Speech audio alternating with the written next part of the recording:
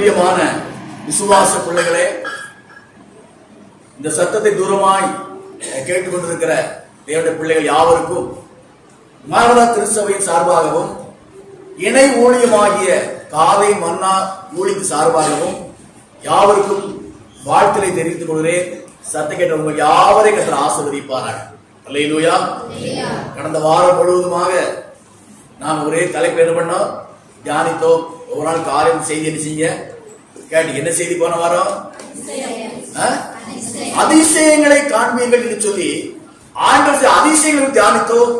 உண்மையிலே அநேகர் ஆசீர்வதிக்கப்பட்டீர்கள். இந்த வாரத்திலும் தேவன் செய்கிற நன்மைகளை குறித்து நாங்கள் நினைச்சோம். இன்னைக்கு சில காலம் தியானிப்போம். அந்த தொடர்ச்சியாக ஒவ்வொரு நாளும் காலையில உங்க யூடியூப் மூலமாக செய்யுங்க, செல்லுக்கு என்ன செய்யும் செய்தி வரும். அதை கேளுங்க, கேட்டு அனைவரும் பகிர்ந்து கொள்ளுங்க. கர்த்தர் நிச்சயம் அந்த வேத வசனம் கொண்டு ஆசீர்வதிப்பா.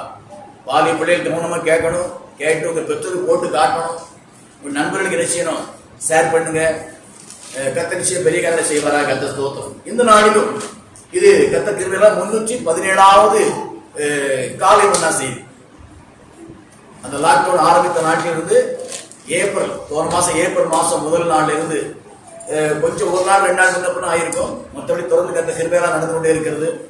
நிறுத்தி விடலாம் என்று சோர்வு வேளையில கர்த்தர் யாரை கொண்டாது அதை உற்சாகப்படுத்தி விடுவார். ஆக இது 317வது செய்தியாக இருக்குது அந்த யூடியூப்ல வரக்கூடிய செய்தி. சரி, அப்போஸ்தலர் நடவடிக்கைகள் 30ஆம் அதிகாரம், அப்போஸ்தலர் 10ஆம் அதிகாரம் 38ஆம் வசனத்தை நாம் வாசிப்போம்.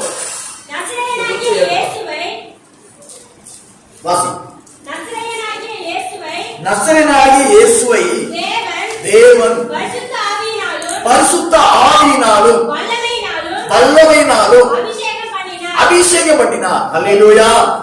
நசரேயனாகிய இயேசு, நசரேயனாகிய இயேசுனா வேற இயேசு நினைச்சக்கூடாது. ஒரு எத்தனையோ நாமங்கள் உண்டு, ஆனாலும் இயேசு ஒருவர் தான். அல்லேலூயா. சிலர் சொல்லுவாங்க இயேசு 3 இயேசு அப்படிம்பாங்க. தேவனாகிய இயேசு, அப்புறம் பரிசுத்தாகிய இயேசு, இயேசுவாகிய இயேசு அப்படி சொல்லி ஒரு குழப்பமான ஒரு வாழ்க்கை வாழ்ந்து கொண்டிருக்கிறோம். அது இருக்கட்டும், நாம் தெளிந்த புத்தியோடு காணப்பட வேண்டும். நசரேயனாகிய இயேசு சொன்னாலும் அதே இயேசு தான் வந்து. அல்லேலூயா. இந்த இயேசுவை தேவன் பரிசுத்த ஆவியினாலும் வல்லமையினாலும் அபிஷேகம் பண்ணினார். அல்லேலூயா. அவர் அபிஷேகம் பண்ண வேண்டிய அவசியம் கிடையாது. ஏன்னா அவரே அபிஷேகிக்கிறவர் அவரே. அவருக்கு அபிஷேகம் இருக்கிறது. ஆனாலும் இந்த பூமியில் இருக்கிற தேவனுடைய பிள்ளைகளுக்கு முன்மாதிரியாக தேவன் அவரே அபிஷேகம் பண்ணினார் வல்லமையினால். அப்படின்னா அவரே அபிஷேகத்தினால் பரிசுத்தாவினால் வல்லமையினால் அபிஷேகம் பண்ணப்பட்டார்னா அது நமக்கும் அவசியம் என்பதை அறிந்து கொள்ள வேண்டும். அல்லேலூயா. அப்ப நாமும் பரிசுத்த ஆவியினாலும் அந்த தேவன வல்லமையினாலும் நிரப்பப்பட வேண்டும். ஒவ்வொரு நாளும் அந்த நிரப்பத்தை புதுப்பித்துக் கொள்ள வேண்டும். என்னைக்கோ அபிஷேகம் பெற்ற அதுக்கப்புறம் ஆவி இல்ல, சரீரம் இல்ல, ஆத்மாவும் இல்ல, அனலும் இல்ல, குளிரும் இல்லைன்னு சொல்லி அப்படி ஒரு எதிர்நிலையான வாழ்க்கை வாழ்ந்து விடாதபடி பெற்ற அபிஷேகத்தையும் வல்லமையும் ஒவ்வொரு நாளும் தேவ சமூகத்தில் அமர்ந்து புதுப்பித்துக் கொள்ள வேண்டும். வெளியூருக்கு போறோம்னு சொன்னா செல்போனை எடுக்கும் போதே சார்ஜரை சேர்த்து எடுத்துக்கிட்டு போவோம். ஏன்? சார்ஜ் ஏத்துனாதான் என் செல்லு ஒர்க் ஆகும். செல்லு நல்ல செல்லு தான், பேட்டரி இருக்கு, சிம் கார்டு இருக்கு, மெமரி கார்டு இருக்கு, எல்லாரும் இருக்கு. ஆனாலும் எல்லாம் இருந்தாலும் அது நிறைய ஃபுல்லா சார்ஜ்ல ஏத்துன ஒரு நாள், ஆனாலும் மீண்டும் ஏத்துனாதான் அது செயல்படும் என்று அறிந்து செல்லோடு கூட சார்ஜரை எடுத்துக்கொண்டு போவது எவ்வளவு முக்கியமோ அதை காரணம் கோடி மடங்கு பெற்ற அபிஷேகத்தை புதுப்பித்துக் கொள்வது அவசியமாக இருக்கிறது. அல்லேலூயா. அல்லேலூயா. அபிஷேகத்தை புதுப்பிக்கவில்லை என்று சொன்னால் சார்ஜ் ஏற்ற செல்லு எப்படி ஒரு நாளைக்கு டெத் ஆயிருமோ அதே போல ஆவிக்கிற வாழ்க்கை டெத் ஆயிரும். செல்லு டெத் ஆனா அடுத்த ஏத்திக்கலாம், வேற டெத்தே ஆயிட்டாலும் சூழப்பட்டு வேற செல் வாங்கிடலாம். நம்முடைய அபிஷேகத்துல டெத் ஆயிட்டோம் அப்படின்னா திரும்ப உயிர்ப்பிக்கப்படுவது கொஞ்சம் அரிதான காரியம், சிலருக்கு முடியாத காரியம் என்று அறிந்து நாம் இந்த அபிஷேகத்தையும் வல்லமையும் ஒவ்வொரு நாளும் நம்ம செய்ய வேண்டும், புதுப்பித்துக் புதுப்பித்துக் கொள்ள வேண்டும். ஞாயிற்றுக்கிழமை விசேஷமாய் புதுப்பித்துக் கொண்டு வரும். அல்லேலூயா. நல்ல ஆவி நிறைவோடு கர்த்தரை ஆராதிச்சோம். ஆவியான அநேக நிரப்பி இருக்கிறார். இந்த அனுபவம் வாழ்க்கை எப்போதும் காணப்பட வேண்டும். அல்லேலூயா. சோத்திரம். இப்படி அபிஷேகம் பண்ணினபடியினால் தேவன் அவரோடு கூட இருந்தார். அல்லேலூயா. சில தேவனே இல்ல அப்படிம்பாங்க, சில இயேசுவே இல்லம்பாங்க. மரமண்டைகள் தெளிவா இருக்கிறது, இயேசுவோடு தேவன் இருந்தார் என்று சொல்லப்படும். ஆனாலும் அவர்கள் ரெண்டு தெய்வம் கிடையாது, ஒரே தெய்வம் கிடையாது. நம்ம என்ன செய்யக்கூடாது, அதையும் மறந்துடக்கூடாது. அவர் கூட இருந்தார், அப்ப இவர் வேறையா அவர் வேறையா அப்படி நினைச்சிடக்கூடாது. தேவனாக இருக்கிறார், இயேசுவாக இருக்கிறார், பரிசுத்தாக இருக்கிறார். ஆனாலும் இயேசு ஒருவரே. அல்லேலூயா. ஸ்தோத்திரம். இந்த வல்லமையும் அபிஷேகமும் இருந்தபடினால் தேவன் அவரோடு கூட இருக்கிறார். ஆவியானவராக அபிஷேக நாதராக தேவன் இருக்கிறார். அல்லேலூயா. அப்ப இயேசு, தேவன், பரிசுத்த ஆவியானவர் மூன்றோரும் ஒன்றாக இருக்கிறார்கள். அதை மறந்துடக்கூடாது, ஒன்றாக இருக்கிறார்கள். ஸ்தோத்திரம். தேவன் அவரோடு கூட இருந்தபடியினால், அது இருந்ததுனால அவன் ஒரு காரியம் நடக்கிறது. என்ன காரியம் நடக்கிறது? அவர் நன்மை செய்வராயும் பிசாசின் வல்லமையில் அகப்பட்ட யாரையும் குணமாக்குறவரையும் சுற்றி தெரிந்தார். அல்லேலூயா. இந்த வேத வசனத்தின்படி அப்ப இயேசுவோடு தேவனும் அபிஷேகம் வல்லமை இல்லாமல் இருந்தால் இதை செய்திருக்க மாட்டாரோ அப்படின்னு நினைச்சு பண்ண தப்பு கிடையாது. ஏன்னா வேதம் சொல்லுது, தேவன் இருந்தபடினால் நன்மை செய்கிறவரா சுற்றி தெரிந்தார். அல்லேலூயா. அல்லேலூயா. இதுதான் ஆண்டவருடைய ஊழியம், இயேசு கிறிஸ்துடைய ஊழியம். ஸ்தோத்திரம். நீங்க அதுக்கப்புறம் நீங்க பாத்தீங்கன்னா மத்தேயு சுவிசேஷம் 4ஆம் அதிகாரம் 23, 24 வசனத்தை வாசிப்போம் என்று சொன்னால், எடுத்து வாசிங்க. மத்தேயு 4ஆம் அதிகாரம் 23, 24. பின்பு இயேசு கலிலேயா எங்கு சுற்றி நடந்து அந்த கலிலேயா மக்களுடைய ஜெப ஆலயங்களை உபதேசித்து ராஜ்யத்தின் சுவிசேஷத்தை பிரசங்கித்து ஜனங்களுக்கு உண்டாயிருந்த சகல வியாதிகள் சில நோய்களை நீக்கி சொஸ்தமாக்கினார். கலிலேயா எங்கு சுற்றி நடந்து. அல்லேலூயா. அந்த பரிசுத்த அபிஷேகமும் அவருடைய வல்லமையும் தேவனும் இயேசுவோடு கூட சங்கமமாய் இருந்தபடியினால் அவர் என்ன பண்ணார்? எங்கும் நடந்து உபதேசம் பண்ணினார், நோயை சுமத்தினார், பிசாசை துரத்தினார். அல்லேலூயா. அர்த்தம் சொல்லி இருக்கிறது, அவருடைய கீர்த்தி சீரியா எங்கு பிரசித்தமாயிற்று. அப்பொழுது பலவித வியாதிகளையும் வேதனைகளையும் அடைந்திருந்த சகல பிணியாளிகளையும் பிசாசு பிடித்தலையும் சந்த நோய்களையும் திமிர்வாதக்காரையும் அவருக்கு கொண்டு வந்தார்கள், அவர்களை சொஸ்தமாக்கினார். சுற்றி திரிந்தார். அது ஒரு பகுதி ஊழியம். இப்போ அநேகர் வியாதிசை அவருக்கு கொண்டு வருகிறார்கள். இந்த ஊழியத்துடைய இரண்டாவது பாற்று அது. சுற்றி திரிந்தார், கிராமத்தோடு சுற்றி திரிந்தார். அது ஒரு ஊழியம். இதை சுற்றி திரிந்ததுனால இப்ப ஜனங்கள் வியாதிசை அவருக்கு கொண்டு வருகிறார்கள். அல்லேலூயா. அல்லேலூயா. ஸ்தோத்திரம். அந்த 25ஆம் வசனம் வாசிங்க. கலிலேயாவிலும் தெக்கப்போலிலும் எருசலேமிலும் யூதேயாவிலும் யோர்தான் அப்புறத்தில் இருந்து திரளான ஜனங்கள் வந்து அவருக்கு பின் சென்றார்கள். அல்லேலூயா. சுற்றி திரிந்தார், வியாதிசரை கொண்டு வந்தார்கள். இப்ப அநேக ஜனங்களுக்கு பின் செல்கிறார்கள். இதான் ஊழியத்துடைய அடிப்படை தன்மை. அடிப்படை, அவர் திரிந்தார், ஜனங்களை கூட்டிட்டு வந்தாங்க, அநேகரை பின்பற்றி வருகிறாங்க. இந்த அனுபவங்கள் இன்றைக்கு இருக்கிற கர்த்தருடைய பிள்ளைகள் வாழ்க்கையில் காணப்பட வேண்டும் என்று கர்த்தர் விரும்புகிறார். அல்லேலூயா. அல்லேலூயா. அல்லேலூயா. இந்த மார்க்கு சுவிசேஷம் 2ஆம் அதிகாரத்திற்கு, மார்க்கு சுவிசேஷம் 2ஆம் அதிகாரத்துல 1-2 வசனத்தை வாசிப்போம் என்று சொன்னால், சில நாட்களுக்கு பின்பு மறுபடியும் கப்பர்நகூமுக்கு போனார். அவர் வீட்டில் இருக்கிறார் என்று ஜனங்கள் கேள்விப்பட்டார்கள். உடனே வாசலுக்கு முன்பு நிற்க இடமானவர்களுக்கு அநேகர் கூடி வந்தார்கள். அவர்களுக்கு வசனத்தை போதித்தார். இப்ப கேள்விப்பட்டு எல்லாரும் வராங்க. நல்லா பார்க்கணும். சுற்றி திரிந்தார், அவர் ஜன கூட்டிட்டு வந்தாங்க. பின்னால வந்தாங்க. இப்ப கேள்விப்பட்டு அவரை தேடி வருகிறார்கள். விசுவாசிகளே, நல்லா குறிச்சு வச்சுக்கிடுங்க. நல்லா என்ன செய்யுங்க. ஏன்னா இந்த வேலையை இந்த கடைசி நாட்கள் திருச்சபையை செய்ய வேண்டும் என்று கர்த்தர் விரும்புகிறார். எந்த சபையாருக்கு இந்த வசனத்தை கர்த்தர் நினைவுபடுத்திக் கொண்டிருக்க நமக்கு தெரியாது. உங்களுக்கு நினைவுபடுத்திக் கொண்டிருக்கிறார். இவ்வளவு தூரமாக கேட்கிற தேவனுடைய பிள்ளைகள், எந்த சபையில நீங்கள் இருக்கலாம்.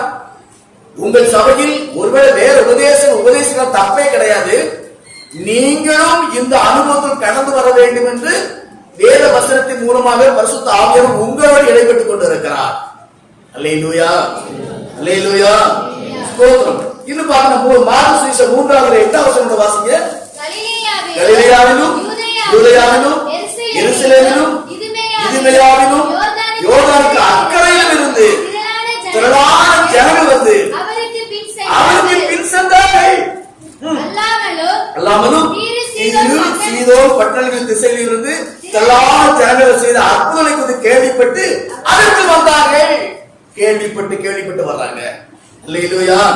இன்னும் ஒரு வருஷம் வாசிக்கணும்னு சொன்னா, இந்த மார்க்கு சுவிசேஷம் 4 வசனம் வாசிங்க. மறுபடி கடலோரத்திலே போதனை பண்ண தொடங்கினார். திரளான ஜனங்கள் அவருக்கு கூடி வந்தபடியா போதும். அருமையானவர்களே, இயேசு ஊழியம் ஆரம்பிச்ச உடனே திரளான மக்கள் பின்னால வரல. இவர் தேடி போன, அது ஒரு பகுதி ஊழியம். தேடி போன உடனே இவர் யார், எப்படிப்பட்டவர் சிலர் அறிந்து கொண்டார்கள். பிசாசெல்லாம் விரட்டி விடுறாரு, நோய்களை சுகமாக்குறாரு, சத்தியத்தை போதிக்கிறாரு என்று அறிந்த ஜனங்கள் வியாதிப்பட்டவரையும் வேதனைப்பட்டையும் சாசு பிடித்தவரையும் இவனுக்கு கொண்டு வருகிறார்கள். இரண்டாவது வேலை. மூன்றாவது வேலை, இன்னும் அநேக ஜனங்களை தேடி வருகிறார்கள். நான்காவது, இவனை குறித்து எங்கேயோ கேள்விப்பட்ட ஜனங்கள் தேடி வருகிறார்கள். அல்லேலூயா. சொல்ல மாட்டீங்களா? அல்லேலூயா. நான் சொல்றேன், ஒவ்வொருத்தரும் வாழ்க்கையில் இது நடக்க வேண்டும். இந்த கடைசி காலத்துல ஆண்டவர் ரொம்ப தீவிரமா செயல்பட ஒரு காலம் இது. ஒரு வருகை மிக சமீபமாகி போச்சு. தேசத்தில் அவர் சொன்ன அடையாளம் நடந்து கொண்டிருக்கிறது. சமாதானம் இல்லை, அன்பு இல்ல, விசுவாசம் இல்ல, தவறான உபதேசங்கள், தவறான குழப்பங்கள், இதெல்லாம் இயேசு கிறிஸ்து வருகைக்கு ஒரு அடையாளம். உலகம் நாடுகள்ல பூமி அதிர்ச்சி, அக்கினி மலைகள் உருகி ஓடிக்கொண்டிருக்கிறது. செய்திகள் நீங்க பார்த்திருப்பீங்க. எரிமலை வெடித்துக் கொண்டிருக்கிறது, வானங்களில் அடையாளம் காணப்பட்டுக் கொண்டிருக்கிறது. இதெல்லாம் இயேசு வருவதற்கு அடையாளமா இருக்கிறபடினால், அவர் வருவதற்கு முன்பாக சபையே, விசுவாசியே, நீங்கள் இந்த இயேசு கிறிஸ்துவை போல பயப்பட வேண்டும் என்றுதான் கர்த்தர் விரும்புகிறார். ஐயா, எனக்கு அந்த ஞானம் இல்லையே, திறமை இல்லையே, படிப்பு இல்லையே, நான் சொல்ற எல்லாமே ஒண்ணு வேண்டாம், பிரச்சனையே இல்லை. அந்த தேவனுடைய அந்த பரிசுத்த அபிஷேகமும் அவருடைய வல்லமையும் அவருடைய வார்த்தையும் உங்களுக்குள் இருந்தால் அதுவே போதுமானது. ஒரு 6 நாட்கள் சொன்னாரு பாத்தீங்களா, கல்வி எல்லாம் ஒரு நாள் என்ன செய்யும், மண்ணா போயிடும் அப்படின்னு. கல்வி மண்ணா போக கூடாது, அந்த அறிவு ஒரு நாள் பிரயோஜனம் இல்லாம போயிடும். நம்ம ஞானமே வீணா போயிடும், நம்ம திறமை எல்லாம் வீணா போயிடும், எல்லாம் போயிடும். ஏன்னா நம்ம விளைவினப்ப ஒரு காய்ச்சல் வந்துன்னா சரி அப்படியே படுத்துடும். ஒரு சின்ன காய்ச்சல் வந்தா போதும், ஒரு சின்ன கண்ணவலி வந்தா போதும், ஒரு சின்ன வயிற்றுவலி வந்தா போதும், நம்ம பலன் அவ்வளவுதான் படுத்துவோம். ஆனால் அந்த தேவ ஆவின அபிஷேகமும் அவருடைய வல்லமையும் இருக்கும் என்று சொன்னார், அவருடைய வார்த்தை நமக்கு இருக்கும் என்று சொன்னார், இந்த சரி எவ்வளவு பலவீனப்பட்டு கிடந்தாலும் அந்த அபிஷேகம், அந்த அபிஷேக வார்த்தை வெளியில போய் அது அநேகரை குணமாக்கும். அல்லேலூயா. அற்புதங்களை செய்யும் அது தேவனை மகிமைப்படுத்தும். அதனால இது செய்வதற்கு வேண்டிய ஞானமோ திறமையோ எனக்கு இல்ல,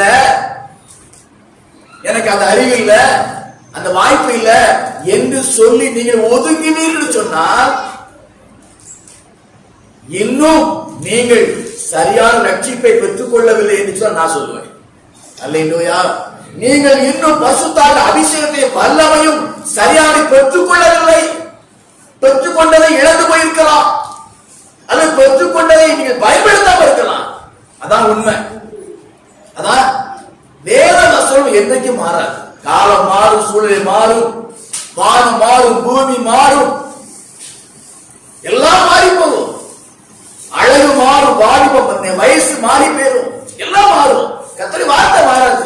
இயேசு கிறிஸ்துக்கு ஆண்டவர் என்ன சொல்லி இருக்கிறாரோ அதே வார்த்தை நமக்கு பொருந்தும்.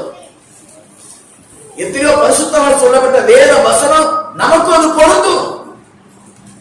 அவன் பார்த்தவன் நம்ம வாழ முடியும், அவன் பயன்பட்டவன் நாம பயன்பட முடியும்.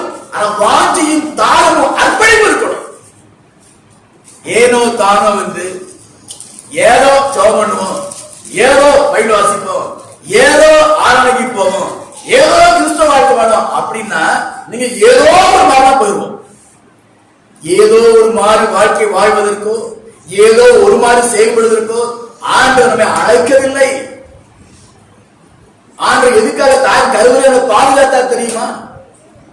நாம் கருவுற்ற அந்த ஈராயிலோ பகலிலோ கருவுற்ற அந்த நிமிடத்துல கருவுற்ற எத்தனையோ கருக்கள் பிண்டமாக அழிந்து போனதே நம்முடைய கருவை கர்த்தர் பாதுகாத்தார் இல்லையா? நாம் பிறந்த நிமிடத்துல பிறந்த எத்தனையோ குழந்தைகள் மரித்து போனது நம்மளை இன்னைக்கு கர்த்தர் பாதுகாத்து வைத்திருக்கிறார் இல்லையா? நம்ம கூட வாழ்ந்தவங்க, படித்தவங்க, பழவங்க எத்தனை செத்து போயிட்டாங்க. நம்ம இது சாகாம இருக்கிறோமா? எதுக்கு தெரியுமா? இதே போல் பயன்பட வேண்டிய என்ற ஒரே நோக்கத்துக்காக கர்த்தர் வாழ்நாளை கூட்டி கொடுத்திருக்கிறார். அல்லேலூயா, அல்லேலூயா.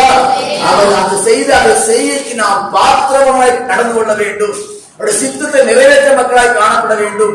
ஏதோ உலகத்தரப்புல புசிப்போம், குடிப்போம், சாவனாகி பரலோகத்துக்கு போவோம் அப்படி எண்ணிக்கொண்டு வாழக்கூடாது என்று சொன்னார். இன்னைக்கு ஆவியானவர் அன்போடு கூட அவருடைய இடைப்பட்டுக் கொண்டிருக்கிறார். அல்லேலூயா, அல்லேலூயா. ஸ்தோத்திரம். புரிஞ்சுச்சா? இயேசு முதலாவது சுற்றி திரிந்தார். நீங்க பாத்தீங்கன்னா ஒரு சாசு பிடித்த மனிதனை தேடி கடலிடந்து போனார். கடலில் ஒருத்த கிடக்கிறான். லேவின் சாசு பிடித்தவனாக தன்னைத்தானே காயப்படுத்திக் கொண்டு நிர்வாணமாக சமுதாயத்தில் புறக்கணிக்கப்பட்டவனாக சொந்த குடும்பத்தில் புறக்கணிக்கப்பட்டவனாக கடலில் கிடக்கிறான். அவனை தேடி ஆண்டவர் போகிறார். அல்லேலூயா. அவனை ஒரு மனுஷனா மாற்றி இன்னும் சொல்ல போனா அவர் சித்தத்தை நிறைவேற்றுகிற ஒரு சுவிசேஷனை கர்த்தர் மாற்றினார். தொடர்ந்து வாசிப்பா தெரியும். சமாரிய ஸ்திரீ ஒரு தவறான வாழ்க்கை வாழ்றவா. அவளை தேடி மத்தியான வெயில இயேசு போனாரு. தேடி போனாரு, அவர் ரட்சிக்கப்பட்டா. அடுத்த நிமிஷமே பாத்தீங்கன்னா அந்த ஊரே அவருக்கு கொண்டு வந்துட்டார். அதனாலதான் அவள் தவறான வாழ்க்கை வாழ்ந்தவளா இருந்தாலும் அவளையும் கர்த்தர் கொல்லாதபடி அழிக்காதபடி ஜீவனோடு வைத்திருந்து ஒரு நாள் அவளை தேடி போய் அவருடைய வாழ்க்கையில ஒரு பரிசுத்தத்தை கொடுத்து ரட்சிப்பை கொடுத்து ஒரு ஆத்ம ஆலயம் பண்ணுகிற ஒரு மனுஷியா கர்த்தர் மாற்றி விட்டாரு. இப்படித்தான் ஒவ்வொரு தேடி போற ஆண்டவர். அல்லேலூயா. தேடி போய் போய் செஞ்ச உடனே இதை கேள்விப்பட்ட அநேகர் ஜனங்களை கொண்டு வந்தார்கள். திரும்ப கூட்டமா வந்தாங்க. எங்கேயோ கேள்விப்பட்டு திரளான மக்கள் வந்தார்கள். இந்த அனுபவம் இன்னைக்கு இருக்கிற விசுவாச வாழ்க்கை நிறைவேறுவதை கர்த்தர் ஆயத்தப்படுத்திக் கொண்டிருக்கிறார். அல்லேலூயா. ஒரு இயேசு அப்படி செஞ்சார் அப்படின்னா இன்னைக்கு உலகத்துல எத்தனை கிறிஸ்தவம் இருக்கிறாங்க? இன்னைக்கு அவனுக்கு தெரியாது. இந்த உள்ளுக்குள்ள இப்ப எத்தனை பேர் இருக்கிறீங்க? இன்னைக்கு இந்த சத்தத்தை எத்தனை கேட்டுக்கிட்டு இருக்கிறோம்.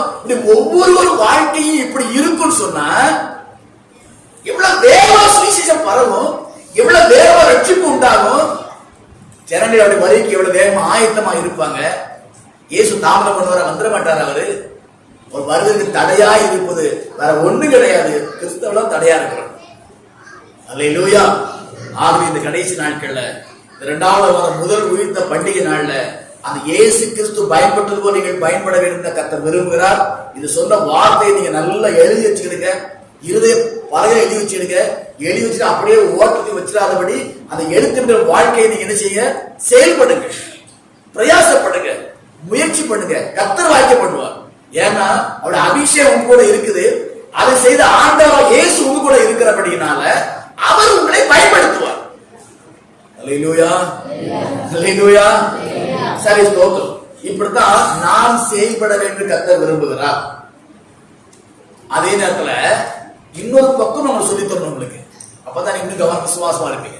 இயேசு செய்தபடினால் அந்த சமுதாயம் அவரை வாழ்த்தியதா, போற்றியதா, புகழ்ந்ததா? தூசித்தது, புறக்கணித்தது, திட்டியது, குற்றம் சாட்டியது, கொலை செய்தது.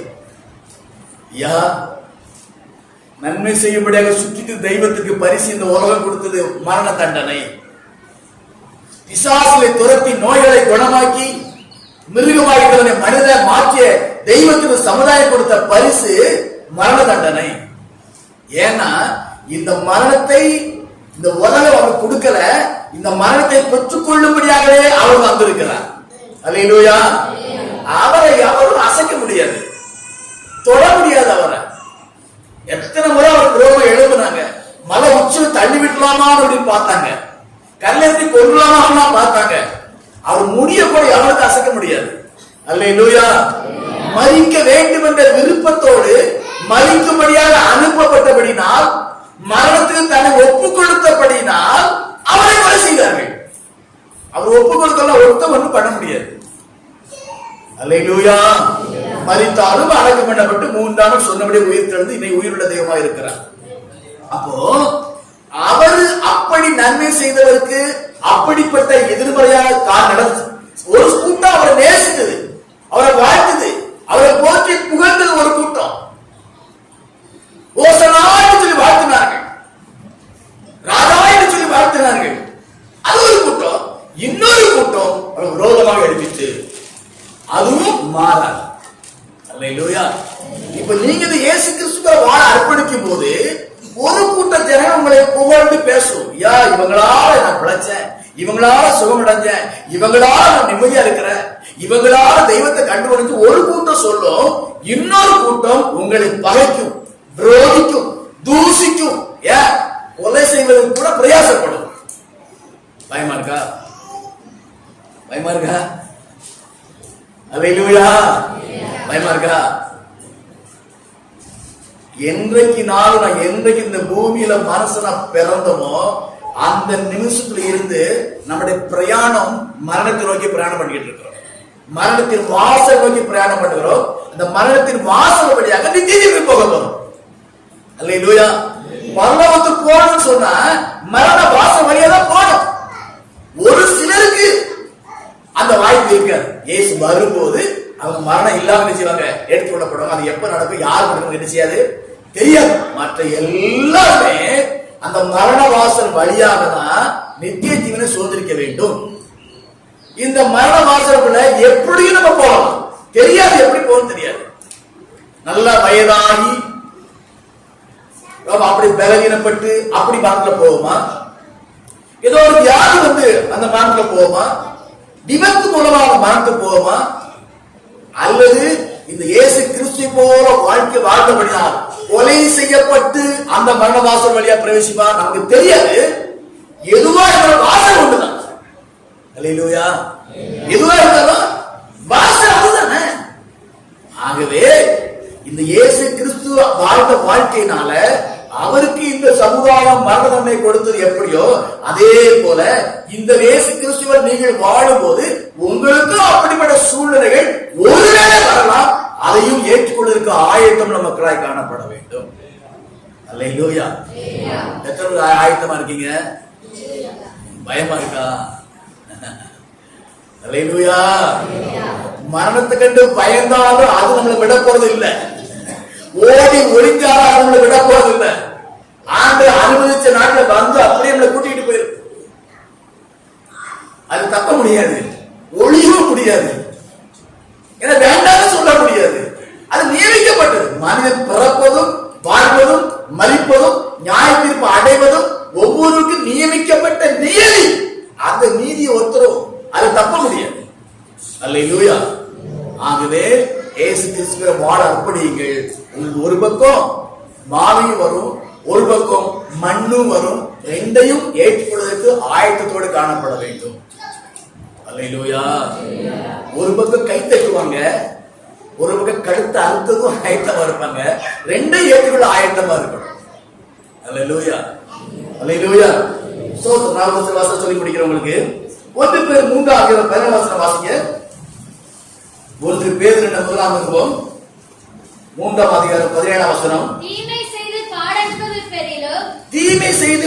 அனுபவிப்பதிலும் தேவனுக்கு சித்தமானால் நன்மை செய்து பாடு அனுபவிப்பதே மேன்மையா நன்மை செய்து பாடு அறிவிப்பது மேன்மையான ஒரு காரியம் என்று சொல்லி பேதுரு வெளிப்படுத்துகிறார். தோற்றம் தீமை செய்து பாடு அறிவிப்பது, தீமை செய்து பாடு அறிவிப்பது. ஒரு தவறு செய்யறோம், ஒரு மனுஷன் ஏதோ காரியம் செய்யறான், அதனால அவன் பாடில் அனுபவிக்கிறான். ஒருவேளை காவல்துறை கையில மாட்டினான்னா அவங்க நல்லா பாடம் கற்றுக் கொடுப்பாங்க, சிறைச்சாலையில போடுவாங்க, சிலரை தூக்குல போடுறாங்க, சிலரை வாழ்நாள் சிறையில போடுறாங்க.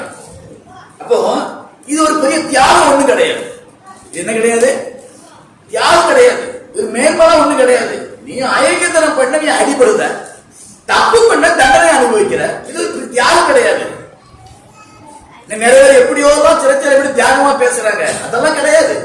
ஆனா இங்க ஆண்டு சொல்றா, தேவனுக்கு சித்தமானால், ஒருவேளை அதான் தேவனுக்கு சித்தமானால் நீ நன்மை செய்து பாடு அனுபவிப்பது மேன்மையா இருக்கும். அல்லேலூயா, அல்லேலூயா. நன்மை செய்து, இயேசு கிறிஸ்து நன்மை செய்து பாடு அனுபவித்தார். இயேசு செய்யாத ஒன்றை செய்ய சொல்ல மாட்டார், அதை புரிஞ்சுக்கிடு. ஆனா அவர் செய்ததை செய்ய சொல்லுவார். நமக்கு எதை செய்ய விரும்புறாரோ அதை சொல்லுவார், அதை செய்யணும். அப்பதான் கிறிஸ்தவங்க. அப்ப கர்த்தருக்கு சித்தமானால் நன்மை செய்து அது நிமித்த வர பாடுகளை சகித்துக் கொள்வது மேன்மையான ஒரு காரியம். அல்லேலூயா, அல்லேலூயா. உதவி செஞ்சையா, அதுக்கு அடிச்சுட்டான். உதவி செஞ்ச திட்டான். நல்லத செஞ்ச தூஷணமா பேசிட்டா நீ பாக்கியவான். அல்லேலூயா. வேதத்துல சொல்லி இருக்குது, கர்த்தருக்கு சித்தமானால் நன்மை செய்து பாடு அனுபவிப்பது மேன்மையா இருக்கும். நீங்க அதே அதிகாரத்துல, அதே புத்தகத்துல 2ஆம் அதிகாரம் 20ஆம் வசனம் வாசிக்க. 2:20. நீங்கள் குற்றம் செய்து அடிக்கப்படும் போது, நீங்கள் குற்றம் செய்து அடிக்கப்படும் போது பொறுமையோட சகித்தா அது ஒரு மேன்மை கிடையாது. குற்றம் செய்து அடிக்கப்பட்ட உனக்கு வேணும், அது நியமிக்கப்பட்டது. நான் அடிக்கப்பட்டேன், அது ஒரு மேன்மை ஒண்ணு கிடையாது. குற்றம் செஞ்சு அடிப்படுது, தப்பு பண்ண தண்டிக்கப்படுத, பொய் சொன்ன பாதிக்கப்படுத, இருந்து கடினப்படுத்த பாதிக்கப்படுத. அது கர்த்தருக்காக நான் பாடுபட சொல்லக்கூடாது. நீங்கள் நன்மை செய்து பாடுபடும் போது, அல்லேலூயா, நீங்கள் இயேசு அன்பை சொல்றதுனால, ஒரு வியாதிக்காரனை ஜெபிக்கிறதுனால, ஒரு பிசாசுகளை ஜெபிக்கிறதுனால, ஒரு ஆதரவற்றவனுக்கு ஒரு நன்மை செய்வதனால, அது நிமித்தமாக பாடுபடும் போது, அல்லேலூயா, அது நிமித்தம் பாடுபடும் போது அப்பா பொறுமையோடு சகித்தால் அதுவே தேவனுக்கு பிரியமான ஒரு காரியம். அல்லேலூயா, அல்லேலூயா. நல்ல தெளிவா எழுதி வச்சுக்கிடுங்க. கர்த்தர் உங்களை நேசிக்கிறார், நம்புகிறார் உங்களை. என் வேலையை என் பிள்ளைகள் செய்வாங்கன்னு சொல்லி ஒரு நம்பிக்கையோடு தான் அந்த வசனத்தை உங்களுக்கு சொல்லும்படியாக உணர்த்தி இருக்கிறார். ஏதோ திட்டமிட்டு சொல்ற வார்த்தை இல்லை, பரிசுத்தாவியா நினைவுபடுத்துற வார்த்தை உங்களுக்கு சொல்லிட்டு இருக்கேன், அவ்வளவுதான். இந்த வார்த்தை எனக்கும் உங்களுக்கும், சத்தம் கேட்ட தேவனுடைய பிள்ளை எல்லாருக்கும் இந்த வார்த்தை பொருந்தும். ஸ்தோத்திரம். நன்மை செய்து பாடுபடும் போது பொறுமையோடு சகித்தா அதான் தேவனுக்கு பிரியமான காரியம். ஏன்னு சொன்னா, இயேசு கிறிஸ்து இந்த உலக ரட்சிப்புக்காக பூமியில வந்து பிறந்தாரு, அது நிமித்தம் பாடுபட்டாரு, சகிச்சுக்கிட்டாரு. யாரும் ஒரு முறுமுறுத்தல, ஏன்டா நீ அடிக்கிறிய, உனக்காக ரத்தம் சொல்லி இருக்கிறேன், உனக்காக சிலுவை சுமந்து இருக்கிறேன், உனக்காக நான் முன்மொழி சொல்லிருக்கிறேன், யாரையும் தடுத்து கொள்ளவே இல்லை, பொறுமையோடு உட்கார்ந்துட்டாரு. இதுதான் தேவனுக்கு பிரியமான ஒரு காரியம். உங்களோட வாழ்க்கையில ஒரு குடும்பத்துல சில வேளை ஒரு பிரச்சனை வரும், ஜெபம் பண்றதுனால. கோயிலுக்கு வரதுனாலே உன் குடும்பம் தூசிக்கும். ஆனா வருத்தப்படக்கூடாது, கோபப்படக்கூடாது, பொறுமையோடு உட்கார்ந்துக்கிறாங்க. ஏசு அதான் செய்தார். அல்லேலூயா, அல்லேலூயா. குடும்பம் பகைக்கலாம், சொந்தங்கள் பகைக்கும், நண்பர்கள் பகைப்பாங்க, ஜாதி ஜனங்கள் பகைக்கவங்கள. ஆனா கோபப்படக்கூடாது, பொறுமையோடு இருக்கணும். அதான் தேவனுக்கு பிரியமான ஒரு காரியம். தோற்றம். நீங்க அதே 4ஆம் அதிகாரம் 14 அந்த 4:14 வருஷம் பாருங்க. நீங்கள் கிறிஸ்துவின் நாமத்தின் நிமித்தம் நிந்திக்கப்பட்டால் நீ பாக்கியவான். அல்லேலூயா. என்னையா இது? இது என்னையா பாக்கியம்? வந்து உலகம் அங்கீகரிக்குமா? அங்கீகரிக்காது. நீ ஒரு லக்ஸுரி மேனா, ஒரு கோடீஸ்வரனா, ஒரு அரசு அதிகாரியா, ஒரு அரசியல்வாதியா, ஒரு மேன்மையா வந்துட்டீங்கன்னா ஓ பாக்கியவான் சொல்லி இந்த சமுதாயம் சொல்லும். அவன் தான் சமுதாயம் பாக்கியவான்னு சொல்லும். நல்ல மனைவி, நல்ல பிள்ளைகள், நல்ல பெரிய வீடு வாசல், நல்ல ஒரு காரு, ஒரு பட்டம், ஒரு பதவி, இதெல்லாம் இருந்ததுன்னா பாக்கியவான் சொல்லும். ஒரு சொத்து நிறைய இருக்குது, சுகம் நிறைய இருக்குது அப்படின்னு சொல்லும். ஆனா வேதம் என்ன சொல்லுதுன்னா, நீ கிறிஸ்துவின் நிமித்தம், எப்படி கிறிஸ்துவின் நிமித்தம் நீ அவமானப்படுத்தப்பட்டால் நீ பாக்கியவான். இந்த உலகம் அங்கீகரிக்காது, ஏற்றுக்கொள்ளாது. ஆனால் பரலோகம் அங்கீகரிக்கிறது. வேத வாசல் நாம் அங்கீகரிக்கிறோம். அங்கீகரிக்கப்பட்டு கைதட்டி ஆர்டர் மேம்படுத்துங்க. அல்லேலூயா, அல்லேலூயா. கிறிஸ்து நாமத்தில் நிந்திக்கப்பட்டால் பாக்கியவான்கள். கிறிஸ்து நாமத்திற்காக, சுயநலத்துக்காக போய் நிந்திக்கப்பட்ட அவன் பாக்கியவான் கிடையாது. அவன் சுயநலவாதி. பேரு புகழுக்காக நிந்திக்கப்பட்டா அவங்க அந்த பைபிள் அவன் பாக்கியவான் சொல்லல. இயேசு கிறிஸ்துவின் நாமத்திற்காக, இயேசு கிறிஸ்து வார்த்தையை சொல்லுவதற்காக, இயேசு கிறிஸ்து வல்லமையை வெளிப்படுத்தும் போது, இயேசு கிருபையை பயன்படுத்தும் போது அப்பொழுது நிந்தை வருமே, அப்பொழுது அவமானம் வருமே, அப்ப தூஷிக்கப்படுவோமே, மனம் உள்ள உடஞ்சி போயிருமே. அந்த நேரத்துல சொல்றாரு, நீ பாக்கியவதி, நீ பாக்கியவான். உலகம் நிந்திக்குது, பரலோகம் ஒன்று வித்த மகிழ்ந்துயா. அல்லேலூயா. உலகம் நிந்திக்குது, உலகம் குற்றப்படுத்துது, உன்னைய கேவலமா பேசுது, தூஷணமா பேசுது. ஆனா பரலோகம் உன்னை பார்த்து கைதட்டி மகிழ்ந்து வெரி குட், கர்த்தருடைய பிள்ளை தேவசித்தம் செய்து கொண்டிருக்கிறார், கர்த்தருடைய பிள்ளைகள் தேவசித்தம் செய்து கொண்டிருக்கிறார் சொல்லி அது பரலோகம் மகிழ்வதினால நீங்க பாக்கியவான், நீங்க பாக்கியவதியா. எந்த வாழ்க்கை வேணும்? பரலோகம் பாக்கியவன் சொல்லணுமா, இந்த உலகம் பாக்கியவன் சொல்லணுமா? உலகம் ஒருவேளை உங்களுக்கு ஏதோ செஞ்சா ஆகா ஓ பேசும், உங்களுக்கு பின்னால போன தூசிக்கும், தூசிக்கும். அது நீ உலகத்துல பார்க்கிறோம். ஒரு நாள் கையெடுத்து கூப்பிடுறா, பின்னால போல தூசிக்கிறாங்க, கால விழுறாங்க, மறுநாள் தூசிக்கிறாங்க. இதுதான் உலகம். இந்த உலகத்தின் மேன்மை, உலகத்தின் புகழ், உலகத்தார் பாக்கியம் சொல்லக்கூடியவன் அது தேவை நமக்கு. ஏன்னா அது நம்ம உலகத்துல எலும்பில்லாத நாக்கு எப்படி பேசும் அப்படிம்பாங்க. இன்னைக்கு நல்லா இருக்கும், அடுத்த நிமிஷத்துல அயோக்கியம்ல நல்லா சொன்னிய சும்மா சொன்ன அப்படிங்க. பரலோகம் மகிழ வேண்டும், பரலோகமுடைய பாக்கியமான சொல்ல வேண்டும். அப்படிப்பட்ட ஒரு வாழ்க்கை வாழ வேண்டும் தான் கர்த்தர் விரும்புகிறார். அல்லேலூயா, அல்லேலூயா, ஸ்தோத்திரம். அப்படி நிந்திக்கப்பட்ட பாக்கியவான் ஏன் தெரியுமா? அது சொல்லு, ஏன் அதனால நீ பாக்கியவான்? ஏனென்றால் தேவனுடைய ஆவியாகிய மகிமையுள்ள ஆவியானவர் உங்கமே தங்கி இருக்கிறார். அவர்களாக தூசிக்கப்படுகிறார், உங்களாக மகிமைப்படுகிறார். அவன் தூசிக்கிறது நம்மளை தூசிச்சாலும் ஆண்டவர் சொன்னாரு, ஒன்னே தூசிக்கிறடா, உனக்குள்ள என்னதான் தூசிக்கிறாங்க. ஏன்னா என்ன மட்டும் தூசிக்கிறாங்க. நான் தான் உன்னை நடத்திட்டு இருக்கிறேன், நான் தான் உன்னை பேச வைக்கிறேன், நான் தான் உன்னை ஜெபிக்க வைக்கிறேன், நான் தான் நன்மை செய்ய நடத்திட்டு இருக்கிறேன். உன்னை தூசிக்கிறாங்களே, அப்ப உன்னைய தூசிக்கல, என்னைய தூசிக்கிறாங்க. உன் நிமித்தம் தேவன் மகிமைப்படுகிறார். ஆகவே நீ பாக்கியவான். அல்லேலூயா. தெளிவா வசனத்தை பார்க்கணும், பொறுமையா உட்கார்ந்து பார்க்கணும், ஆராய்ந்து பார்க்கணும். கடகடான தண்ணி குடிச்சு போறாம போகக்கூடாது. சாப்பிடும் போது ருசிச்சு சாப்பிடணும், ரசிச்சு சாப்பிடணும். கோழி குத்தமா அள்ளி போட்டு போகக்கூடாது. அது ஜீரண சரியா ஜீரண சக்தி ஆகாதான் சொல்றாங்க மருத்துவர்கள். சாப்பிடும் போது வேகமா அள்ளி கடக்க விழுங்க கூடாது. மென்னு அதை ரசிச்சு அதை ருசிச்சு அப்படியே சாப்பிட்டாதான் அது ஜீரணமாகி அதோட சத்து உடம்புல சேருமா. மருத்துவர் சொல்ற ஆலோசனை. வேத வசனத்தையும் கடகடான்னு வாசி. நீங்க 5 அதிகாரம் வாசிட்டேன், நீ 10 அதிகாரம் வாசிட்டேன், நல்லது. ஆனா பிரயோஜனம் கிடையாது. ஆராய்ந்து பார்க்கணும். இந்த வசனம் எனக்கு என்ன உணர்த்துகிறது, இந்த வசனம் எனக்கு எப்படி தேற்றப்படுகிறேன், இந்த வசனம் எனக்கு என்ன ஆர்டர் கொடுக்குது, இந்த வசனம் எனக்கு என்ன எதிர்பார்க்கிறது, இப்படி வாசிக்கிறது தான் பாக்கியவான். அதான் சொல்லி அழகா சொல்லி இருக்கிறாரு, கிறிஸ்துவின் நாமத்திலிருந்து நிந்திக்கப்பட்ட பாக்கியவான்கள். ஏன் அப்படி நீ பாக்கியவான் அப்படி சொன்னா, என் தேவனுடைய ஆவியாகிய மகிமையுள்ள ஆவியார் உங்களே தங்கி இருக்கிறார், அவர்களாலே தூஷிக்கப்படுகிறார். அப்ப தூஷணம் நமக்கு இல்ல, நமக்கு இருக்கிற ஆவியானவருக்கு. அதான் சொன்னாரு, உன்னை தொடுவன் என் கண் கருவிலை தொடுறான் அப்படின்னாரு. அல்லேலூயா. உன்னை தொட்டா என் கண் கருவிலையை தொடுறான்.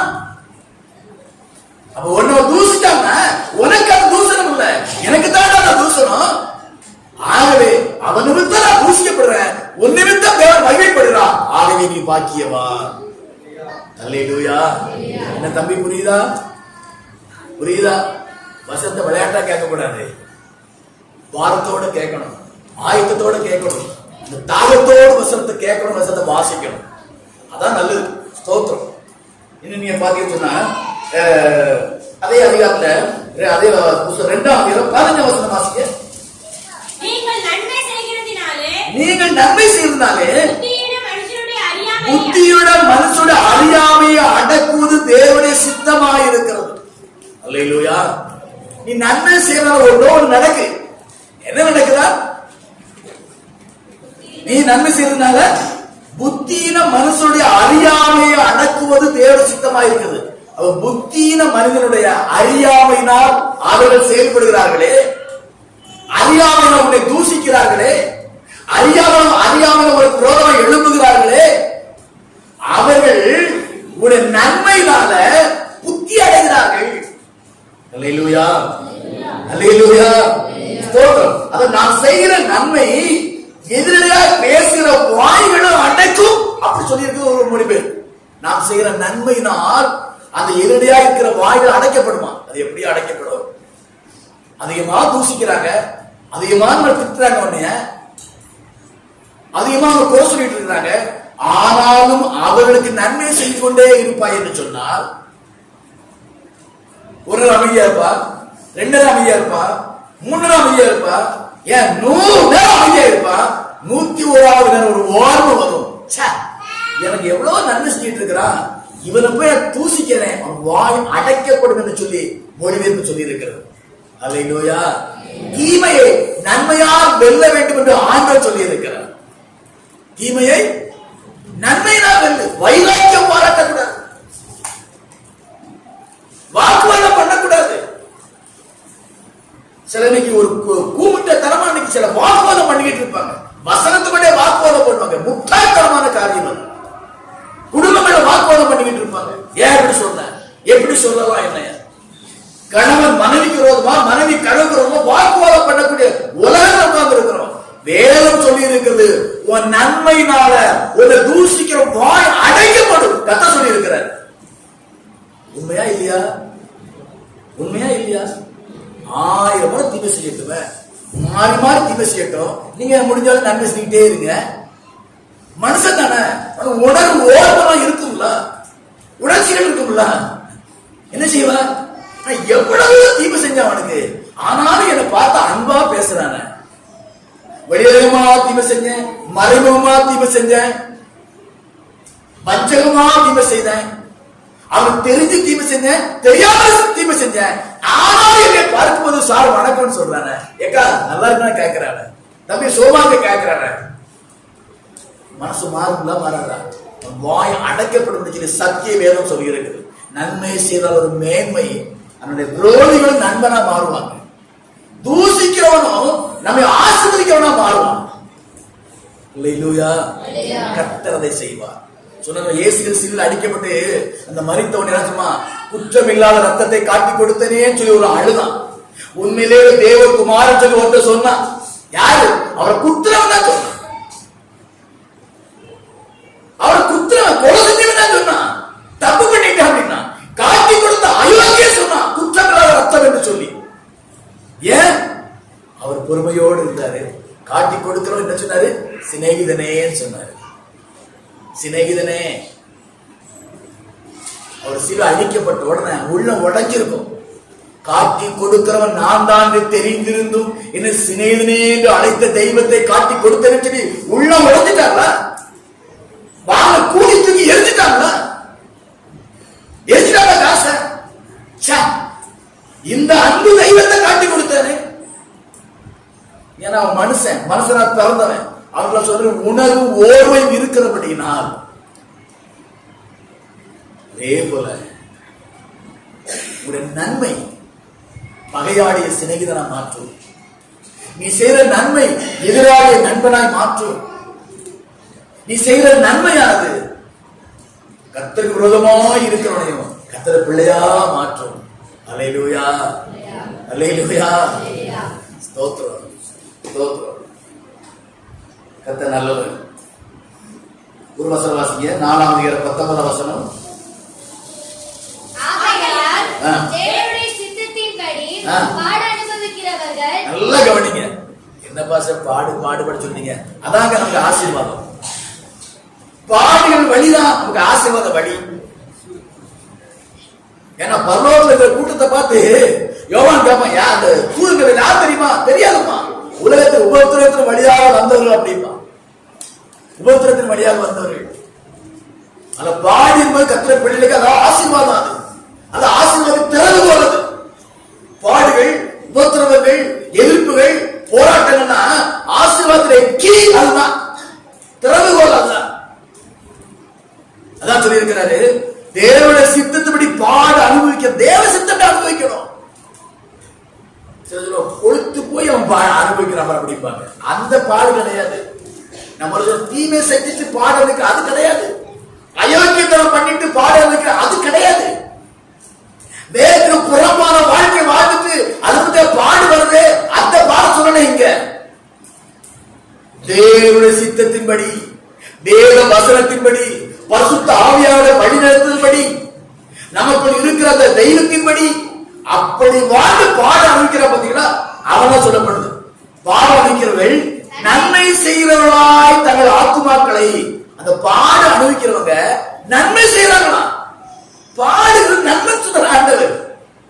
எப்படியா? இயேசுக்கு சிலுவையில்பட்ட பாடுறதுக்கு நம்ம நன்மை, நமக்கு அதனால ரட்சிக்கப்பட்டிருக்கிறோம், அதனால சுகமடைஞ்சிட்டு இருக்கிறோம், அதனால சமாதானத்தில் இருக்கிறோம், அதனால ஆசீர்வாதமா இருக்கிறோம், அதனால பரலோகத்துக்கு போகிறோம்.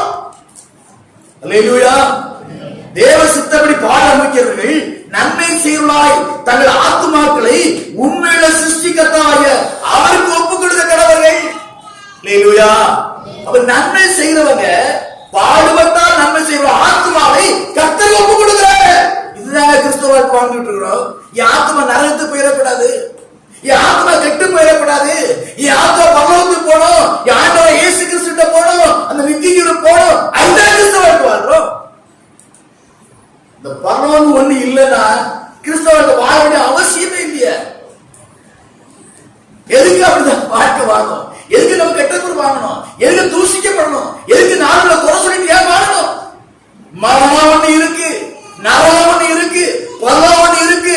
நமக்கு இருக்கிற ஆத்மாவை ஜீவன் நரகத்துக்கு போகாதபடி பரலோக ராஜ்யமான சொர்க்கத்துக்கு போக வேண்டும் என்று சொல்லி ஒரு கட்டளை இருக்கிறபடினாலதான் எத்தனை பாடு, எத்தனை தூசணம், எத்தனை அவமானம் வந்தாலும் கிறிஸ்தவ வாழ்க்கை இருக்கிறோம். அல்லேலூயா, அல்லேலூயா. அவன் பாட அனுபவிக்கிறவர்கள், தேவ சித்தப்படி பாட அனுபவிக்கிறவர்கள் நன்மை செய்வதாக ஆத்துமாக்களை கர்த்தர்ட்ட என்ன செய்யும்? ஒப்பு கொடுப்பாங்க. அல்லேலூயா. கடைசி வசனம் வாசிங்க. யோவான் 5:28 வசனம் வாசிங்க. யோவான் 5:28. இதை குறித்து நீங்கள் ஆச்சரியப்பட வேண்டாம், நீ ஆச்சரியப்பட வேண்டாம். ஏனென்றால் பிரேத குழிகளில் உள்ள அனைவரும், பிரேத குழி என்ன குழி? பிரேத கல்லறை, மரித்து அடக்கம் பண்ணப்பட்டார்களே அவங்களுக்கு சொல்லப்பட்டிருக்கிறது. பிரேத குழியில் அனைவரும் அவர் சத்தத்தை கேட்கும் காலம் வரும். அரையா செத்து போயிட்டானே, அவன் எப்படியா காப்பா? கேட்பான்னு வேண்டு சொல்லி தரவன் கேட்பான். வேதம் சொன்னா மாற்று கருத்து கிடையாது. வேதம் சொன்னா மாற்று கருத்து கிடையாது. பைபிள் நிறைய ஆதாரம் இருக்கு, உங்களுக்கு தெரியும். உங்களுக்கு நீ வேதத்தை அறிந்தவர்கள். ஏன்னா மரித்தவர்கள் உயிரோடு எழுந்திருப்பது வேதம் சொல்லி இருக்கிறது. அடக்கம் பண்ணும்போது அவனை புதைக்கல, விதைக்கிறோம் அப்படின்னு சொல்லப்பட்டிருக்கிறது வேத வசனம். அது என்ன செத்தவனை எப்படியா விதைக்கிறியா? ஆமையா, அதான் வேதத்தில் இருக்கிறது. ஒரு தானியத்தை நீ விதைக்கும் போது அந்த தானியம் செத்து போயிடும், திரும்ப செடி அதே தானியம் நிறைய வருது பத்தியா? அதே போலதான் மரித்தவரும் விதையா விதைக்கப்படுறார்கள். இயேசு மத்தியாத்தில் வரும்போது இவன் எழுந்திருப்பார்கள் சத்திய வேதம் சொல்லி இருக்கிறது. அதனால இந்த பிரேத குழியில் இருக்கிற அனைவரும் அவருடைய சத்தத்தை கேட்கிற காலம் ஒன்று வரப்போகிறது. அந்த காலத்துக்கு தான் கர்த்தர் ஆயத்தப்படுத்திக் கொண்டிருக்கிறார். அப்பொழுது அந்த சத்தம் கேட்கும் போது நன்மை செய்தவர்கள் சொல்லுங்க, எல்லாரும் நன்மை செய்தவர்கள் சொல்லுங்க, மகன் கை தட்டி சொல்லுங்க, பையன் பிடிச்சு நன்மை செய்தவர்கள். அல்லேலூயா. நன்மை செய்தவர்கள் ஜீவனை அடையும்படி எழுந்திருக்கிறதாகவும். என்னது? செத்து போயிட்டா நன்மை செய்து செத்து இருந்தா அப்படின்னா இயேசு மத்தியாக வரும்போது ஜீவன் அடைவுகளை அவர் எழுந்திருப்பார்கள் மகிமையின் சரீரத்தோடு. மாம்சம் இருக்காது, எலும்பு இருக்காது, ரத்தம் இருக்காது. அப்படி எழுந்திருப்பாங்களாம். எழுந்திருந்து ஜீவனை அடைவார்கள், நித்திய ஜீவனாகிய சொர்க்கத்தை அடைவார்கள், பரலோகத்தை அடைவார்கள், நித்திய ஜீவனை அடைவார்கள். யாரு? நன்மை செய்தவர்கள். யாருக்கு? யார் யாருக்கோ நன்மை செய்ய. என் புண்டாட்டிக்கு நன்மை செஞ்சேன், என் புருஷனுக்கு மட்டும் நன்மை செஞ்சேன், என் பிள்ளைக்கு மட்டும் நன்மை செஞ்சேன், எங்க பாசுக்கு மட்டும் நன்மை செஞ்சேன். நோ, அல்லேலூயா. உங்களை பகைக்கிறவர்களுக்கு, உங்களை விரோதிக்கிறவர்களுக்கு, உங்களை தூசிக்கிறவர்களுக்கு நன்மை செய்ய பார்த்தீங்களா? அவங்க தான் இந்த பிரேத கல்லறையில் இருந்து இயேசு வரும்போது அந்த எக்கால சத்தத்தை கேட்டு எழுந்திருந்து நிச்சயம் பிரவேசிப்பார்கள். அல்லேலூயா. பிள்ளைகளே, புரியுதா? புரியுதா? நான் உண்டு, ஏன் வேலை உண்டு நீ இருப்ப அப்படின்னா இந்த வசனத்தோட பரலோகத்துக்கு போக முடியாது. இந்த வசனத்தபடி என்ன செய்ய முடியாது? பரலோகத்துக்கு போக முடியாது. நான் எந்த தீமை செய்ய மாட்டேன், நன்மை செய்ய மாட்டேன். நான் உண்டு, ஏன் வேலை உண்டு இருப்பேன். ஏதோ வளர்ச்சி, ஏதோ சாப்பிட்டேன், பைபிள் வாசம், கோயிலுக்கு வந்தேன், ஜெபம் பண்ணேன், படுத்தேன், முடிஞ்சதுன்னா இந்த வசனத்தின்படி பரலோகத்தை கூட இழக்க வேண்டிய ஒரு கட்டம் இருக்குது. அல்லேலூயா. ஒரு குற்றவாளிக்கு ஜட்ஜி தண்டனை கொடுக்கும் போது பல காரணம் இருக்கும். ஏதோ ஒரு காரணம் சொல்லி தண்டனை கொடுப்பாரு. இல்லன்னு சொன்னா பல காரணத்துல ஒரு காரணம் சொல்லி விடுதலை கொடுப்பாரு. ஒண்ணு இந்த காரியத்தின்படி அப்படிப்பாரு.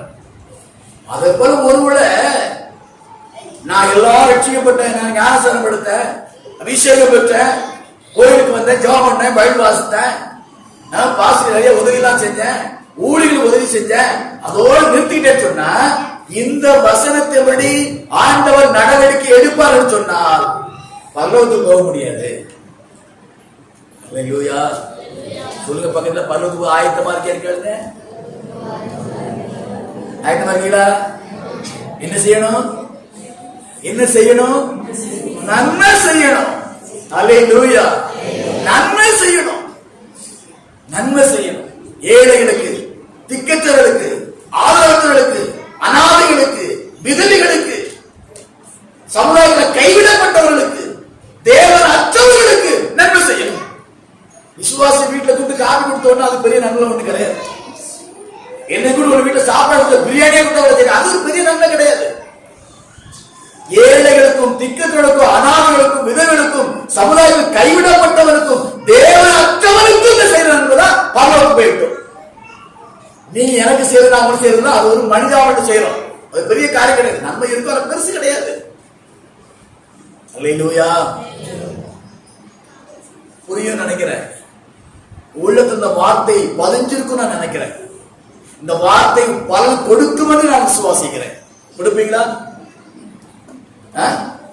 எல்லாரும் கேட்கிற வார்த்தை தானே. சொல்லும் போது அப்படியே உணர்ச்சியெல்லாம் அப்படி குத்தா இருக்குது, அப்படியே கெத்தா இருக்குது, அப்படியே உணர்ச்சி வசப்படுறோம். அதோ ஒரு மாதிரி இருக்கு. அப்புறம் வெளியில போடுறேன் எல்லாம் போயிருது அப்படின்னா அப்படி வேஸ்ட். செவனப் மாதிரி வாழ்க்கை இருக்கப்படாது. செவனப் என்ன செய்யும்? மூடிய திறமை புஷ்னு வரும், நேரத்துல புஷ்னு போயிடும். வாழ்க்கை அப்படி இல்லை. எப்போதும் அது எரிந்து பிரகாச விளக்காய் காணப்படும். கொஞ்ச நேரம், கொஞ்ச காலம் அப்படி கிடையாது. சாரமுள்ள உப்பாய் காணப்பட வேண்டும். உப்பு எவ்வளவு சாரம் இருக்கும்? இட போதுமா? உப்புனாலே அது உப்பு சாரம் தான். சாரம் இல்லாமல் போனால் அது மண் என்று சொல்லி வேதம் சொல்லி இருக்கு. குப்பையில கொட்டுவாங்க சொல்லப்பட்டிருக்கிறது. சாரம் இல்லாத வாழ்க்கை வாழ்வு என்று சொன்னார். வெளிப்படையா சொன்னா குப்பைக்கு போற வாழ்க்கை அது. கர்த்தர் அதுக்கு அழைக்கவில்லை. பரலோகத்துக்கு, நித்திய ஜீவன சொர்க்கத்துக்கு போய் செயல்பட அழைத்திருக்கிறார். அல்லேலூயா. அது போன விருப்பம் இருந்தா இந்த வசனத்தை அர்ப்பணிச்சுதான் ஆகணும். சாக்கு போனா சொல்ல முடியாது, தெரியாது சொல்ல முடியாது, புரியாது சொல்ல முடியாது. எனக்கு அப்படி யாரும் கஷ்டப்பட்டவங்க யாரும் எனக்கு தெரியாது சொல்ல முடியாது. எத்தனை ஆயத்தமா இருக்கீங்க? நான் இந்த சூழல் நன்மை செய்ததுக்கு ஆயத்தமாக சொல்ல எத்தனை இருக்கீங்க? முழங்கால் போட்டு ஜெபம் பண்ணுவோம். எல்லாரும் வந்து சற்று நேரம் ஆண்டவர் நோக்கி பார்ப்போம். ஆண்டவரே, திரும்ப சொல்றேன், இயேசு உங்களை நேசிக்கிற மாத்திரமல்ல, உங்களை நம்புகிறார். நேசிக்கிற மாத்திரம் உங்களை நம்புகிறார். அவர் விட்டு சென்ற அந்த திருப்பணியை நீங்கள் செய்யும்படியாக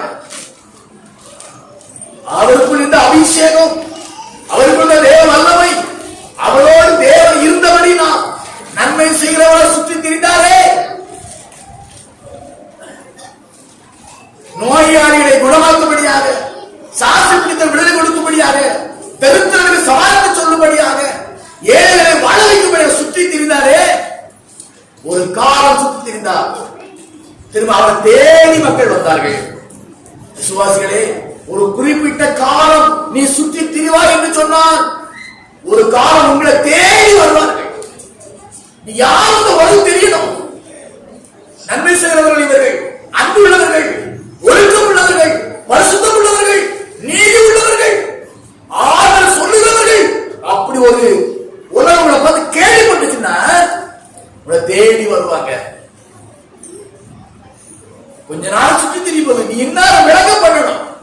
நற்கந்தமாய் இயேசு கிறிஸ்துவின் மனவீசு மக்களாய், அன்புக்கு அடையாளமாய், பரிசுத்தத்துக்கு அடையாளமா, இரக்கத்துக்கு அடையாளமா கொஞ்ச காலம் வாழ்க்கைன்னு சொன்னா கேள்விப்பட்டு கேள்விப்பட்டு உங்க இல்லத்தை தேடி மக்கள் வருவார்கள்.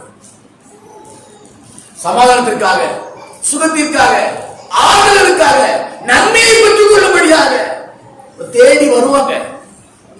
அதற்கு நீங்க ஆயத்தப்பட வேண்டும், அதற்கு நீங்க அர்ப்பணிக்க வேண்டும், அதற்கு நீங்க பிரயாசப்பட வேண்டும். மறந்து போகாதீங்க. இயேசு வீட்டுல இருக்கிற கேள்விப்பட்டு திரளான மக்கள் வாசல் இருந்தாங்களாமே, ஏன் உங்க வீட்டு வாசல் வர முடியாதா? இயேசு கிறிஸ்துவை எப்படி கேள்விப்பட்டாரோ அதே போல உங்களை கேள்விப்படக்கூடிய அளவில் ஒரு தரமுள்ள ஒரு வாழ்க்கைக்கு வாழ்ந்தா உங்களை தேடி வருவாங்க. ஏமா, என் பிள்ளைக்கு ஜெபம் பண்ணு, என் புருஷனுக்கு ஜெபம் பண்ணு, என் குடும்பத்துக்கு ஜெபம் பண்ணு என்று சொல்லி தேடி வருவாங்க. சாட்சி உள்ள ஒரு வாழ்க்கையை வாழ்ந்தா, திரும்ப சொல்றேன், தேவ அன்பை வெளிப்படுத்துற வாழ்க்கை வாழ்ந்தா, தேவ இரக்கத்தை வெளிப்படுத்துற மக்களாய் வாழ்ந்தா, தேவ வசனத்தின் வெளிச்சத்தில் நடக்கிற மக்களாய் இருப்பா என்று சொன்னார். ஆத்ம வாரத்தோடு சுற்றி அலையிற மகனாய் இருப்பா என்று சொன்னார். ஒரு காலம் அலைய வேண்டியிருக்கும். அதுக்கப்புறம் ஒரு தேடி மக்கள் வருவாங்க. சத்திய வேதம் சொல்லி இருக்குது, நான் சொல்லல. கேள்வி ஆண்டவரப்பா, இந்த அனுபவம் என் வாழ்க்கையில வேணும். ஆண்டவரே, தேடி போய் நன்மை செய்யணும், தேடி இந்த மக்களுக்கு நான் நன்மை செய்யணும். ஆண்டவரே, என்ன நன்மை?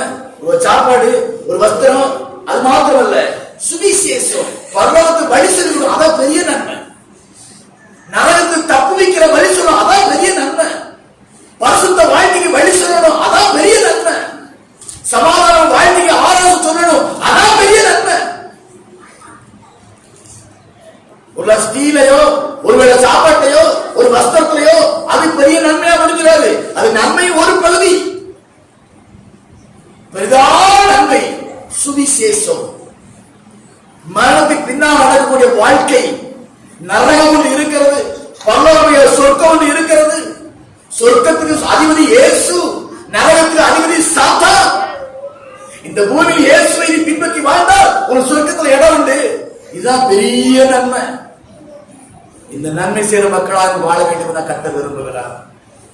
ஆண்டவரே, ஆயத்தமா இருக்கிற சொல்றது மட்டும் கையில வைத்து ஆண்டு கொடுங்க. அப்பா, ஐ அம் ரெடி. ஆண்டவரே, இதுவரைக்கும் என் வாழ்க்கை எப்படியோ வேலை இருந்தாலும், ஏனோ தானம் என்று ஆனந்தம் இன்றி குடிலும் இன்றி வாழ்ந்தாலும், இன்றைக்கு ஆனந்தம் மூட்டி எழுப்பி இருக்கிற ராஜாவே, இந்த அபிஷேகத்தோடு கூட, இந்த வல்லமையோடு கூட ஆண்டவரே, நான் புறப்பட்டு சென்று நானும் நன்மை செய்கிறவனா, நானும் நன்மை செய்கிறவனா சுற்றி தெரிய வேண்டும் என்று சொல்லி ஒப்பு கொடுத்த மக்கள் எல்லாம் கையில வைத்து ஆட சொல்லுங்க. ஆண்டவரே, என்னை பயன்படுத்துங்கப்பா, என்னை பயன்படுத்துங்க. ஆண்டவரே, என் வாயில் நன்மையின் வார்த்தை வரட்டும். ஆண்டவரே, என் இருதய நன்மையாக நிறைவேறும். ஆண்டவரே, வேத வசனம் நிராகரண சிந்தையோடு நான் காணப்பட வேண்டும். ஆண்டவரே, கிருபை செய்கிறார், கிருபை செய்கிறார்.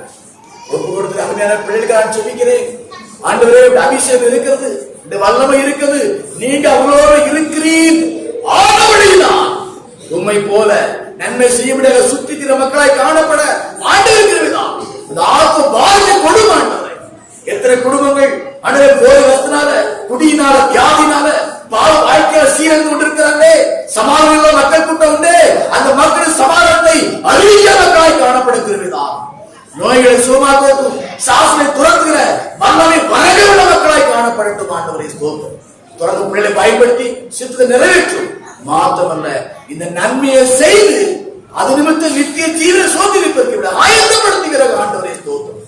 இயேசுவின் நாமத்தில் ஜெபிக்கிறேன் நல்ல பிதாவே, ஆமென். என் ஆத்துமாவே கர்த்தரை ஸ்தோத்திரி, என் முழு உள்ளமே பரிசுத்த நாமத்தை ஸ்தோத்திரி. என் ஆத்துமாவே கர்த்தரை ஸ்தோத்திரி, அவர் செய்த சகல உபகாரங்களையும் மறவாதே. ஆமென். கர்த்தராகிய இயேசு கிறிஸ்து கிருபையும் பிதாவுடைய அன்பும் பரிசுத்த ஆவியின் ஐக்கிய வழி நடத்தலும் நம்ம அனைவரோடு கூட சத்தத்தை கேட்டு எல்லா தேவ பிள்ளைகளோடு கூட சதா காலம் காணப்படுவதாக. ஆமென். அல்லேலூயா, அல்லேலூயா, அல்லேலூயா. ஆசீர்வதிப்பாராக. மீண்டும் இதன் தொடர்ச்சியான செய்திகள் ஒரு நாள் காலை 6 மணிக்கு உங்க யூடியூப்ல வரும். நீங்க பார்த்து பயன்பெறுங்கள். கர்த்தர் ஆசீர்வதிப்பாராக. கர்த்தர் ஸ்தோத்திரம்.